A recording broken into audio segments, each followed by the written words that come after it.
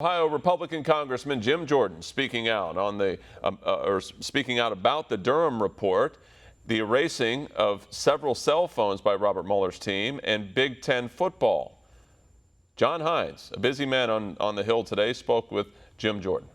I just wanted to ask you if you've heard anything about the Durham investigation. Have not. I mean, nothing new to report. He's doing his investigation.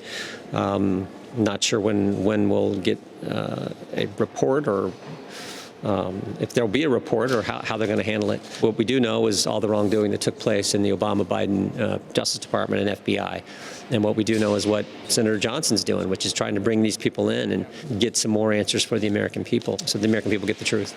Is this a movie that we've seen before with perhaps Susan Rice and her emails and her text messages with, of course, we've got Mr. Vindman making the rounds with his book. We've got others who are out there with their books.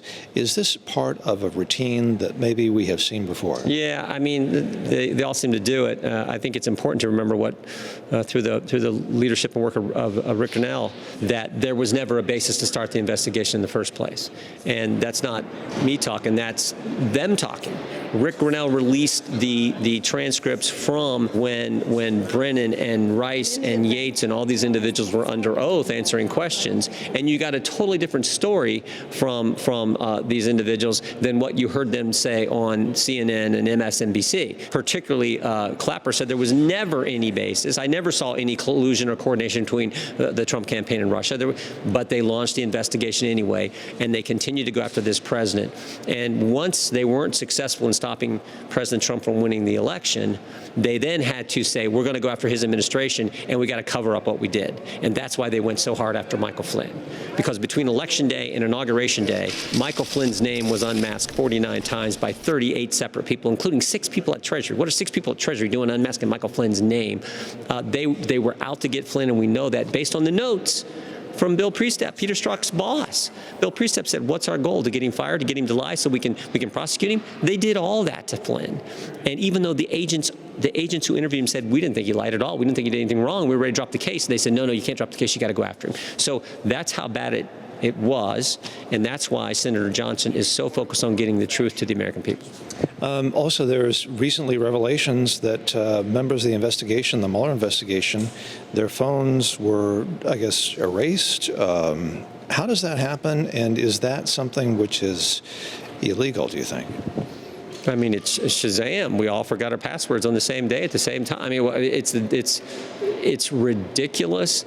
The American people know it's ridiculous, but it seems they get away with this baloney, and it drives the folks I get the privilege of representing crazy, because they hate the double standard. There's not supposed to be a double standard in this country. It's supposed to be equal treatment under the law. It's not one set of rules if your name is Clinton, Comey, Yates, all these Rice, all these folks, and a different set for you and I. So that's the problem. Let's hope that Mr. Durham is looking at that issue as well.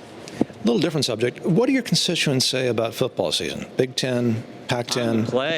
Time to play, man.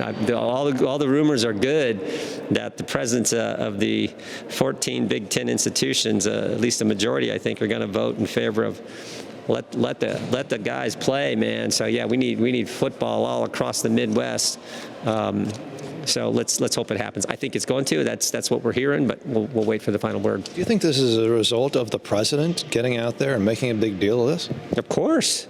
Of course. The president's one who got on the phone with Big Ten Commissioner Warren, and I think a week and a half ago. So, of course, that had an impact. And the President of the United States, he understands that sports, and frankly, I think there's a lot of folks who are just so frustrated by some of the things they see in professional sports. They're dying to watch college football and college sports. So let's hope it happens. And, of course, if we have a football season, then there's a good chance they're going to have the NCAA wrestling season, and there'll be an NCAA wrestling tournament I can go to next spring as well. Thank you. But is Wisconsin still in the Big Ten, sir? Yeah, of course they are. Yeah, of course. Thank you, Jim Jordan. Yeah, take care. Want to see more videos like this? Click on the link below and subscribe to One America News on YouTube, and call your cable provider and kindly demand that One America News is added to your lineup. Call and subscribe today.